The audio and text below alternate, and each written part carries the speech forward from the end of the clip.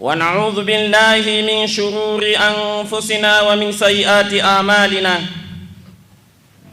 من يهد الله فلا مضل له ومن يضلل فلا هادي الله وأشهد أن لا إله إلا الله وحده لا شريك له وأشهد أن محمد عبده ورسوله صلى الله عليه وسلم وعلى آله وأصحابه ومن تبعه بإحسان إلى يوم الدين. أما بعد، أوصيكم وأوصي نفسي بتقوى الله تعالى وطاعته كما أوصانا تبارك وتعالى في كثير من الآيات، حيث قال: يا أيها الذين آمنوا اتقوا الله حق تقاته ولا تموتن إلا وأنتم مسلمون.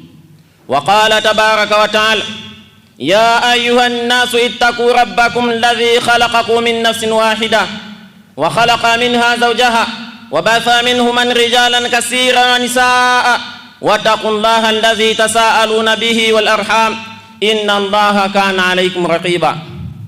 وقال تبارك وتعالى: يا أيها الذين آمنوا اتقوا الله وقولوا قولا سديدا يصلح لكم أعمالكم ويغفر لكم ذنوبكم ومن يطع الله ورسوله فقد فاز فوزا عظيما.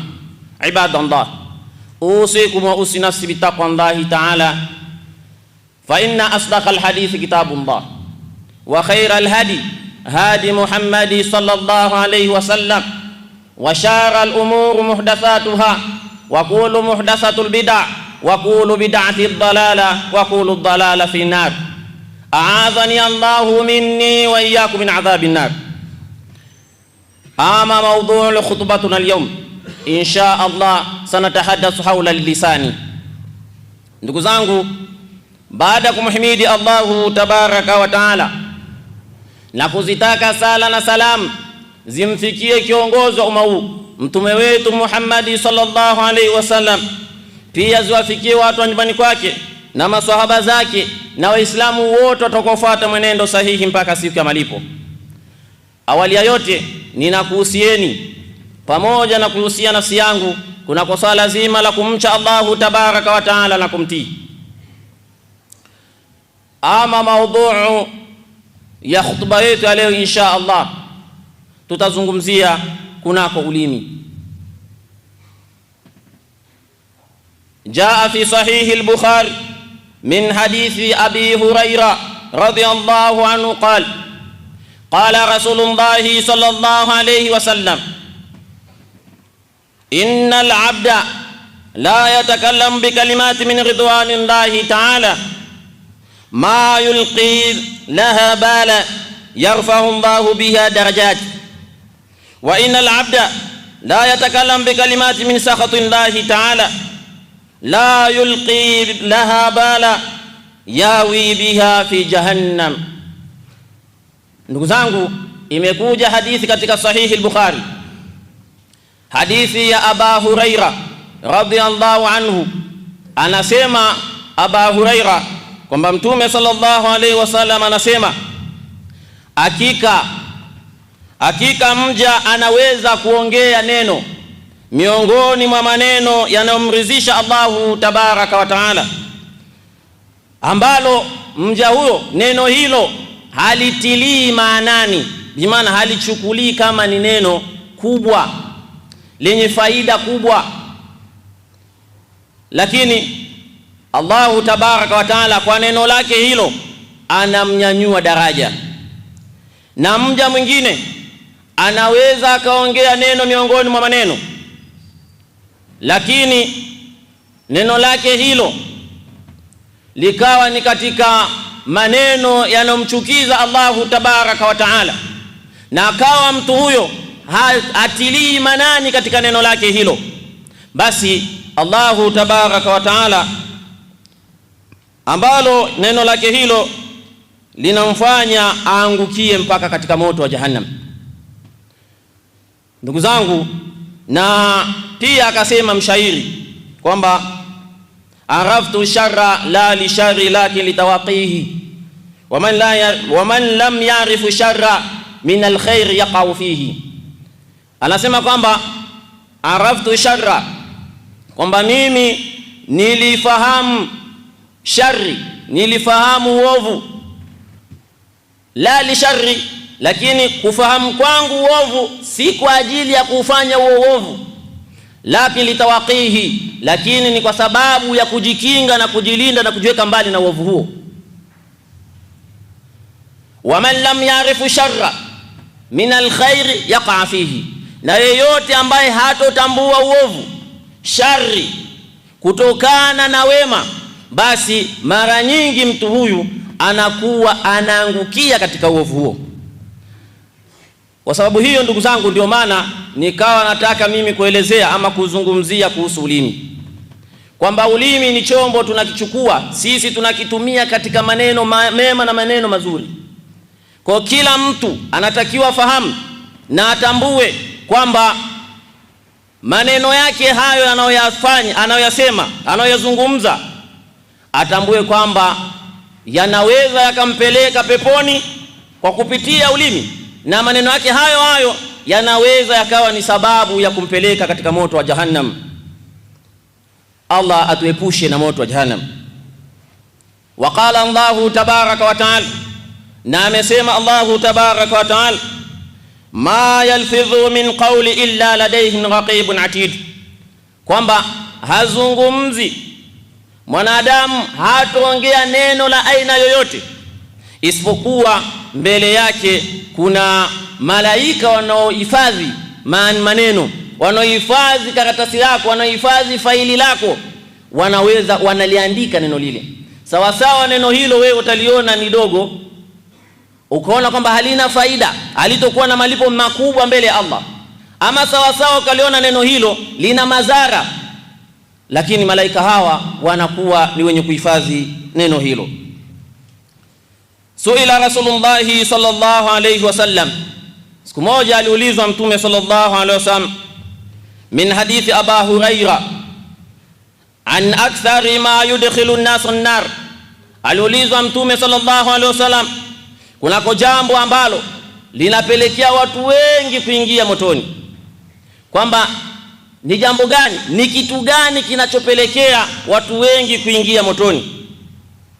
Faqala alfamu walfarj, akasema cha kwanza ni mdomo ambao makusudio ni ulimi, na alfarj utupu. Rawahu Tirmidhi, amepokea hadithi hii al-Imam Tirmidhi. Pia Mtume Muhammad sallallahu alaihi wasallam akasema, waqala nabii sallallahu alaihi wasallam, wa man kana yu'minu billahi wal yawmil akhir, na yeyote ambaye anamwamini Allah vilivyo, pia kaamini siku ya mwisho, basi falyakul khaira au liyasmut, basi mtu huyo anatakiwa azungumze maneno ya kheri, maneno mazuri, au kama mtu huyo hana maneno mazuri ya kuzungumza, basi akae kimya, kwa sababu madhara ya ulimi ni makubwa. Ndugu zangu, tunahusiana na kukumbushana kuna kwa ulimi, kwamba ndimi zetu sisi tunatakiwa tuzitumie katika njia ambayo itakayotunufaisha sisi katika maisha haya ya dunia, na pia itunufaishe katika maisha ya akhera. Sasa kwa sababu maswahaba walikuwa ni wepesi wa kupupia kheri, imekuja hadithi ya Muadh ibn Jabal. Anasema Muadh ibn Jabal radhiallahu anhu, kuntu ma nabii sallallahu alaihi wasallam fi safari fa asbahtu yawman qariban minhu, kwamba nilikuwa mimi siku moja safarini na Mtume Muhammad sallallahu alaihi wasallam, ikawa siku moja mimi nikawa karibu sana na Mtume, wa nahnu nasirun, na aliyakuwa sisi tukiwa safarini.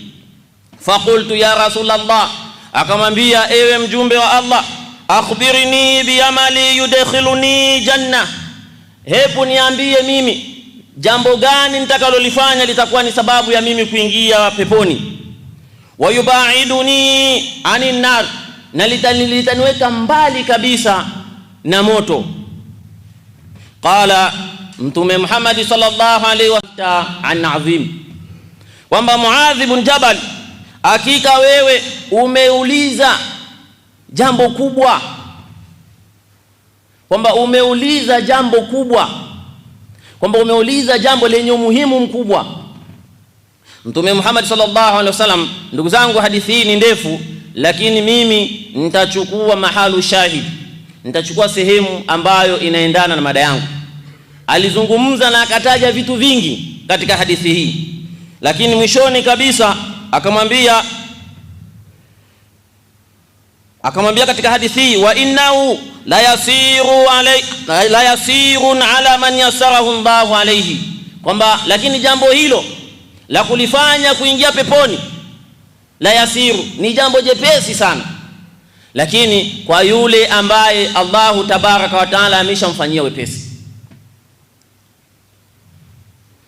Kisha hadithi kaendelea, akaja akasema Mtume sallallahu alaihi wasallam, thumma qala ala ukhbiruka bimalakin dhalika alkulli, hivi Muadh bin Jabal, utaki mimi nikuambie kiini kama mambo hayo yote, kwamba mambo hayo yote, mtu kwenda peponi, mtu kwenda motoni, kupata adhabu, kupata faida, kupata hasara, kiini cha maneno haya, cha mambo yote haya ni nini?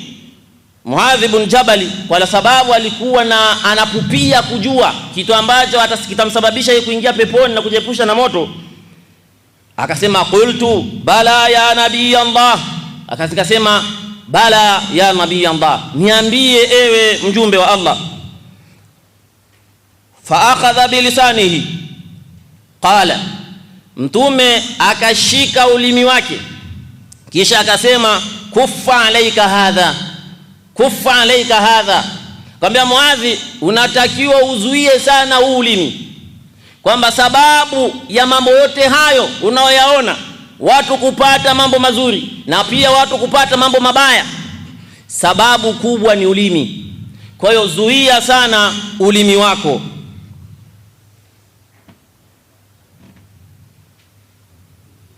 Muadh ibn Jabal, baada ya kuwa ameambiwa kwamba zuia ulimi, akashangaa, akamwambia faqultu ya nabii Allah, wa inna lam akhadhuna bima natakalam bi, hivi sisi tutaadhibiwa kwa yale ambayo sisi tunayatamka? Kwamba watu wanajitahidi kutamka maneno, sasa yale tunayoyatamka sisi kupitia ndimi zetu, hayo maneno yatakuwa ni sababu ya sisi kuadhibiwa. Mtume Muhammad sallallahu alaihi wasallam akamwambia, faqala thaqalatka ummuka ya Muadh, mama yako akukose Muadh. Yani kuonesha taajuba, yani kuonesha mshangao, Muadh, kumbe hujui kama watu wataadhibiwa kutokana na ndimi zao. Unaona? Kisha Mtume Muhammad sallallahu alaihi wasallam akamwambia, wa hal yakubbu an-nasa fi an-nari ala wujuhihim au ala manakhirihim illa asaidu alsinatihim, akamwambia kwamba watu, hii ndiyo sababu inayopelekea kwamba watu utaona wataburuzwa katika kwa nyuso zao, au wataburuzwa kwa mapua yao kuelekea motoni, kwa sababu ya nini? Ya ndimi zao, kwa sababu ya chumo, mavuno ya ndimi zao, kwamba watu wataadhibiwa, wataburuzwa watu kwa nyuso zao, na wengine wataburuzwa kwa pua zao, lakini haya yote ni faida ama ni mavuno aliyoyavuna kupitia ulimi wake. Kwa ndugu zangu, ninakuhusieni pamoja na kuhusia nafsi yangu, tujitahidi sana ndimi zetu tuzitumie katika mambo ya kheri. Wapo watu wanaacha kusoma Qur'ani, kufanya adhkari, kupatanisha ndugu wamegombana, kusaidia maskini, kufanya kazi wa kaza kwa kupitia ndimi zao. lakini wakawa watu hawa wanatumia ndimi zao kugombanisha Uislamu, kugombanisha ndugu, kugombanisha watu, kugombanisha makabila na mataifa, kugombanisha alikadhalika makoo. Watu wakawa hawapatani kwa sababu ya ulimi wa fulani. Watu wakawa wamepata madhara makubwa, wengine wakafungwa, wengine wakaadhibiwa vikali duniani kwa sababu ya ndimi za watu. Lakini tukasahau kwamba sisi tutarejeshwa siku moja kwa Allahu tabaraka wa taala, na tutaulizwa kunako hayo tunayofanya. Ndugu zangu Muislamu,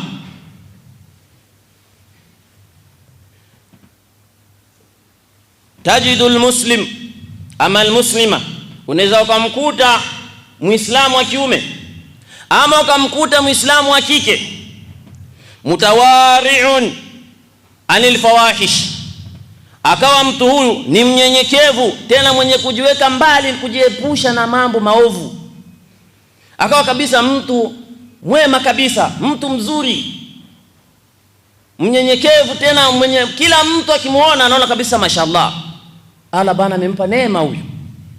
Lakini sasa mtu huyu yusharu ilayhi bil khair, tena anaashiriwa watu kwa mambo mazuri, wala ibada alikadhalika anaashiriwa kwa kusimamisha ibada tofauti tofauti. Utamkuta anawasaidia mayatima, utawakuta anawasaidia wafungwa, watu wagonjwa, maskini, alikadhalika anafanya usafi na kufanya mambo mengine katika sehemu tofauti tofauti na misikiti tofauti tofauti. Lakini mtu huyu pamoja na kusifiwa, pamoja na kuwa hivyo katika tabia yake, lakinna lisanahu silahu dhu hadidi, lakini ulimi wake ni silaha yenye ncha kali. Yaqta'u wa yadhbahu fi a'radi nas, unakata na kuchinja, unakata na kuchinja a'radi nasi, zile heshima za watu. Unakuja mkuta mtu kweli ni mwema, walhamdulillah, ni mtu anasimamisha ibada, lakini ulimi wake anashindwa kuudhibiti kwa kuwasema watu. Kazi yake yeye ni kila siku anawazalilisha watu, kazi yake anatukana watu, yani hajamdhalilisha mwenzie hajaona raha, hajamtukana mwenzie hajaona raha. Lakini mtu huyu anafanya ibada kali, anafanya ibada usiku, anasimama saumu, anafunga na mengineyo anayafanya, lakini anashindwa kudhibiti ulimi wake.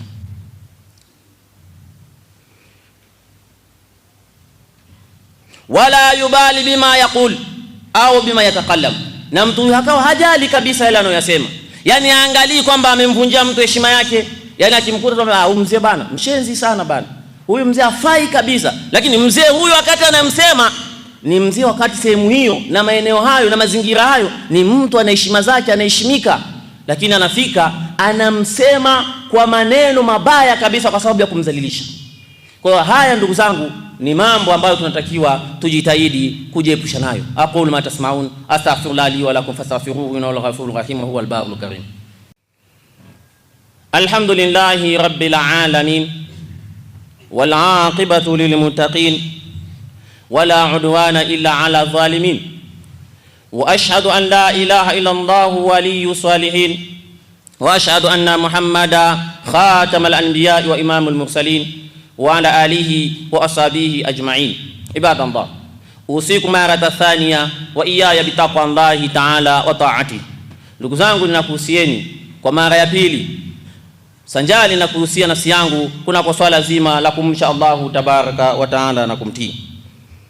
Qala Ibn Qayyim rahimahullahu ta'ala, anasema al-Imam Ibn Qayyim rahimahullahu ta'ala, wa inna abda la ya'ti yawm al-qiyama bihasanati amthalul jibal, kwamba hakika mja atakuja siku ya kiyama akiwa na mema mfano wa milima, lakini mja huyu fayajidu lisanahu, basi ataukuta ulimi wake qad hadamaha alayhi kullah, ataukuta ulimi wake umeshaharibu kila kitu, umebomoa. Kwamba wakati alipokuwa duniani mtu huyu alikuwa ni mtu anafanya mambo ya kheri, anawasaidia watu, akawa na milima ya sawabu, yani akawa na sawabu nyingi. Sasa wakati mtu huyu yupo hivyo, ulimi wake unaenda unavunja heshima za watu, ulimi wake unafitinisha watu, Sasa analetwa siku ya kiyama, mtu huyu anafika mbele ya Allahu tabaraka wa taala, anakuja kukuta kwamba ulimi wake umekwisha haribu kila kitu. Unaharibuje? Kwamba ulimi, katika hadithi nyingine Mtume anasema, Mtume Muhammad sallallahu alaihi wasallam anasema kwamba siku ya kiyama ataletwa mja, atakuwa na matendo mengi sana, lakini katika matendo yake hayo, qad shatama hadha wa akala mala hadha wa qadhafa hadha, kwamba mtu huyu atakuwa amemtukana huyu, amekula mali ya yule. Sasa huyu ndio Mtume akamwambia kwamba huyu ndio muflis. Alikuwa akiwauliza maswahaba zake, atadiruna man muflis, hivi nyinyi mnamjua nani ni muflis katika umma wangu? Maswahaba akamwambia, muflis tunamjua ni yule ambaye mala dinara wala mataa, yule ambaye hana hela hata sehemu ya kuishi. Akamwambia huyo sio mfilisi. Mfilisi katika umma wangu ambaye ni mtu ni muflis, ni mtu atakayekuja siku ya kiyama ana matendo mengi sana, lakini anafika mbele ya hukumu ya Allahu tabaraka wa taala, anaambiwa bwana, wewe ulimtukana huyu, uliponda heshima za yule, ulimuua yule, ulimdhulumu yule, zikachukuliwa katika mema yake, wakawa wanagawiwa wale watu ambao wote aliwafanyia mabaya. Waqala Ibn Burda, na anasema Ibn Burda, raaitu Ibn Abbas akhadha bilisanihi, kwamba siku moja mimi nilimuona Ibn Abbas akiushika ulimi wake, wa huwa yaqul, na huku akisema, waihak, ole wako wewe ulimi, qul khaira taghnam, sema maneno mazuri utapata faida kubwa, au skut ani sui taslam, au nyamaza, kaa kimya kunako mambo mabaya, yani kunako kusema maneno mabaya utapata salama, yani utasalimika. Kwamba huyu ni Ibn Abbas, kwamba Ibn Abbas alivyojua kwamba ulimi ndiyo sababu ya watu kuadhibiwa, basi yeye akawa anawaambia ulimi wake kwamba bana, ole wako ulimi, sema mambo ya kheri. Mambo ya kheri ni mengi, kusoma Qur'ani, kufanya dhikri, kuleta istighfar, kumswalia Mtume na mambo mengine, kwamba utapata faida kubwa. Au skut taslam, au kaa kimya, kama una kazi, una muda wa kusoma Qur'ani, una muda wa kufanya dhikri, usiende kufanya mambo ya propaganda za mipira na mengine na mambo mengine, kwamba hayo mambo unayoenda kuyafanyia kwamba ni mambo atakusababishia wewe kupata hasara kubwa. Ndugu zangu, alikadhalika Uqbatu bin Amir, Uqba siku moja pia akamuuliza Mtume sallallahu alaihi wasallam, saala Rasulullah sallallahu alaihi wasallam, man najah, ni upi uokovu? Kwamba ya Rasulullah, uokovu ni nini? Yani mtu atapataje uokovu? Akamwambia, faqala amlik alaika lisanak, uwe na uwezo wa kumiliki ulimi wako. Kwamba mtu anatakiwa awe na uwezo wa kumiliki ulimi wake, kwamba ulimi usimpelekeshe, anatakiwa yeye awe na uwezo wa kumiliki ulimi wake. Kwamba ulimi unataka kusema haya, unauzuia ulimi. Ndio maana Mtume akasema laisa shadidu, kwamba sio mtu anayeitwa kwamba ni mtu mwenye nguvu, shujaa, yule ambaye anabeba mizigo mazito mazito. La, huyo sio shujaa. Anacheza minani, anapigana na wenzake, mnamwona kabisa bana, huyu bana shujaa huyu. Anasema inna shadidu man yamliku nafsahu, kwamba mtu mwenye nguvu ni yule anayeweza kuimiliki nafsi yake indal ghadab, pindi anapokasirika. Sasa umekasirika, unataka umtukane mtu, unamiliki ulimi wako, unautuliza. Umekasirika, unataka umtukane mwenzio, unataka umshushie heshima mzee fulani, unataka umshushie heshima mama fulani, unamiliki ulimi wako, unajua kwamba mimi nitahesabiwa kwa haya maneno nataka kufanya nini, kuyatamka. Kwamba huyu ndiyo mtu kwamba. Sasa Uqba anamuuliza, ya Rasulullah, uokovu ni upi? Anamwambia amlik, miliki, uwe na uwezo wa kumiliki lisanak. Amlik alaika lisanak, miliki sana ulimi wako. Yani ulimi usiwe sababu ya kuharibu matendo yako mema, usiwe sababu ya kukuharibia akhera yako. Kwa unatakiwa ujitahidi umiliki, kuweza kudhibiti ulimi wako. Kwa kumalizia hutuba yangu, qala Ibn Hibban, amesema al-Imam Ibn Hibban, lisanun aqil yakunun wara al-qalb, kwamba ulimi wa mtu mwenye akili siku zote ulimi wake unakuwa nyuma ya nini? Ya moyo wake. Fa idha arada qawla raja ila qalbi, akitaka kuzungumza neno lolote anarejea kwanza kwenye moyo wake, bwana, hili neno ninalotaka kulizungumza lina faida na mimi ama litaniletea hasara, ama lina hasara ama lina faida.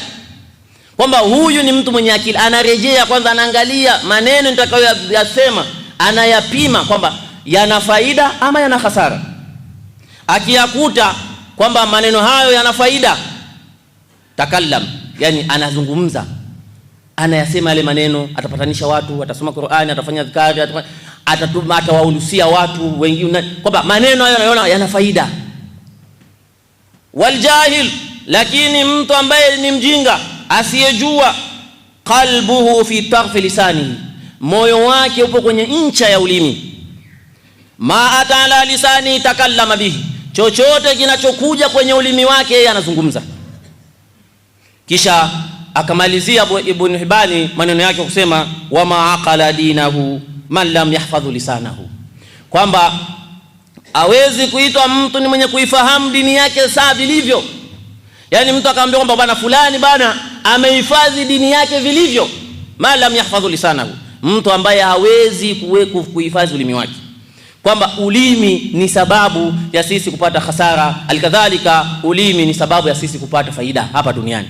Kwa ndugu zangu, tujitahidi tumiliki ndimi zetu, tuangalie maneno gani yana manufaa kwetu na maneno gani yana hasara kwetu. Allahumma salli ala Muhammad wa ala ali Muhammad kama salaita ala Ibrahim wa ala ali Ibrahim, wa barik ala Muhammad wa ala ali Muhammad kama barakta ala Ibrahim wa ala ali Ibrahim innaka Hamidum Majid. Rabbana atina fi dunya hasana wa fil akhirati hasana wa qina adhaban nar. Aqul ma tasma'un, astaghfirullah li wa lakum fastaghfiruhu innahu huwal ghafurur rahim. Aqimus salat. Ni makubwa, na ulimi ndio ambao unamwangamiza mtu, kama ambavyo Sheikh ametumia hadithi khatibu wetu, na ulimi unaweza kumwokoa mtu, kumweka mahala pazuri. Kwa hiyo kila mmoja jitahidi kuchunga ulimi wake. Neno ukilitoa huwa halirudi.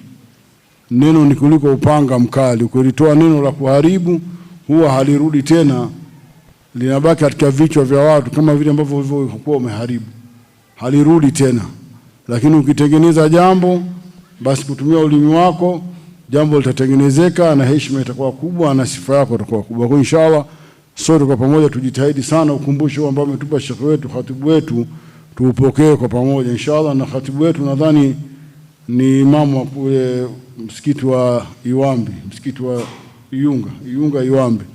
Kwa hiyo ni mgeni bado amekuja, kwa leo alitumpa nafasi hapo, basi inshallah tutaendelea kumsikia tena wakati mwingine. Lakini la pili, ndugu zangu, ni kushukuruni sana kwa dua zenu na maombi yenu. Naamini Ustadh Ibrahim alikuwa amewatangazia hapa, muda wa wiki mbili nilikuwa sipo, sionekana Ijumaa kama 3, nilikuwa nimesafiri kwenda katika matibabu nchini Afrika Kusini. Nilikuwa nasumbuliwa na jicho la kushoto. Jicho langu la kushoto lilikuwa na matatizo kidogo, nilikuwa sioni, lakini alhamdulillah kwa neema ya Mwenyezi Mungu, kwa dua zenu, mambo yenu mbalimbali, nimefanikiwa kufanyia operation kubwa, na alhamdulillah katika muda mfupi jicho limerudi katika hali yake ya kawaida. Kuna mambo ambayo madaktari wameyafanya na saizi alhamdulillah naendelea vizuri, na hata nikivua miwani nawaona vizuri kuliko mwanzo. Lakini sasa kwa sababu ya mwanga na nini, natakiwa saizi kidogo nilistiri ili mpaka pale ambapo muda utakapokuwa umetimia liweze kufanya kazi vizuri. Kwa alhamdulillah nakushukuruni sana sana kwa dua zenu na maombi yenu. Lakini ndugu zangu, la mwisho, tuendelee kuombeana amani katika nchi yetu. Tumuombe Mheshimiwa Rais wetu dua kila mara, tumuombe dua, tusimsahau, kwa sababu kazi anayofanya ni kazi kubwa, na kama mnavyojua mambo haya yanakuwa ni mengi. Kwa hiyo tuendelee kuomba dua, tuombe, kwa sababu bila amani katika nchi hatuwezi kufanya chochote. Nchi za wenzetu kwa hakuna amani, tulikuwa nchi tulikuwa huko amani hakuna, watu watembei kila mmoja anamuogopa mwenzie, amani hakuna kabisa. Kwa hiyo sisi tuendelee kuomba amani katika nchi yetu ambayo tunayo, tuishi kwa amani, tuishi kwa utulivu inshallah. Mwenyezi Mungu ape viongozi wetu hidayah inshallah, tuweze kulisimamia hili inshallah. Basi baada ya kusema inshallah tuombeane dua. Na leo ustadh wetu Sheikh Ibrahim naye amesafiri kidogo, rahmatullahi wa barakatuh. Kwa majina naitwa Hanafi Ali Shabani. Mimi ni mmoja wa waumini wa msikiti huu wa Isanga. Nashukuru imamu ameelezea vizuri habari ya ndimi.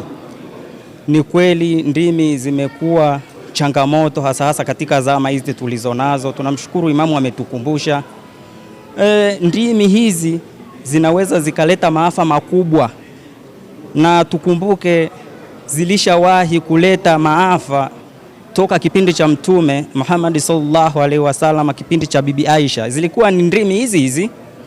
Kwa hiyo namshukuru imamu wetu ametukumbusha vizuri, tuchunge ndimi zetu. Tunaona jinsi nchi inavyoenda sasa hivi na dunia nzima, kisa ni ndimi hizi hizi.